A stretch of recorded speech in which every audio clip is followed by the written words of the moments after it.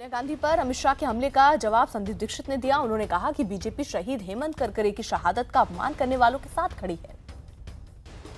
आरोप लगाया है कि बाटला एनकाउंटर में जब आतंकी मारा जाता है तो कांग्रेस के लोग रोते हैं, लेकिन शहीद मरता है तो कांग्रेस के लोगों के आंसू नहीं निकलते। कहीं ना कहीं इशारा आपकी पार्टी के पूर्व अध्यक्ष की तरफ अमित शाह ने लगाया है।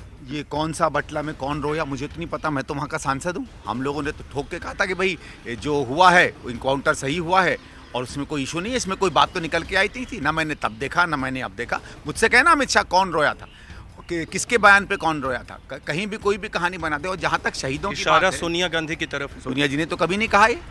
सोनिया जी ने कहा क्या? सोनिया जी ने तो कभी नहीं कहा। आप ही की पार्टी के सलमान खुर्शीद ने कहा था, याद होगा। नहीं तो इनके पार्टी की सादी प्रज्ञा ने भी कहा है कि जो करकरे है वो देशद्रोही है। उसका क्या है?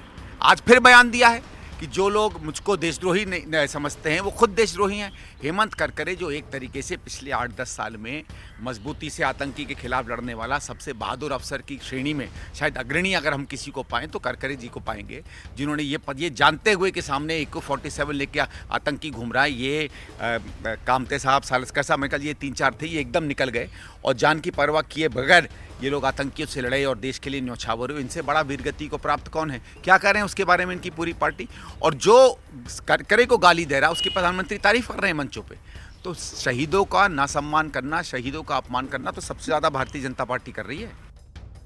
हरियाणा के गुरुग्राम के एक नामी निजी स्कूल में मासूम छात्र प्रिंस हत्याकांड में एक अहम मोड़ आ गया है। गुरुग्राम के जुवेनाइल जस्टिस बोर्ड के जज ने हत्याकांड के आरोपी नाबालिग छात्र के वकील पिता और कुछ अन्य लोगों पर आदेश वापस लेने की धमकी देने का आरोप लगाया और साथ ही साथ कहा कि अंजाम भुगतने का भी उन्हें धमकी मिली है। वहीं इस घटना के बाद जुवेनाइल जस्टिस बोर्ड के जज ने जिला मजिस्ट्रेट को चिट्ठी लिखकर आरोपियों के खिलाफ कड़ी कानूनी कार्रवाई करने का आदेश दिया।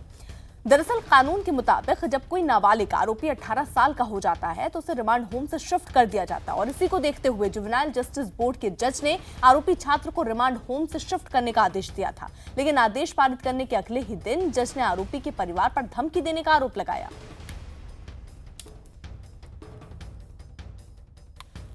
हालांकि अब इस पूरे मामले में जज को धमकाने का आरोप खुद जज लगा रहे हैं। रिमांड होम से शिफ्ट करने का आदेश दरअसल उन्होंने दिया था, जिसके बाद वकील पिता ने सीधे तौर पर धमकाया।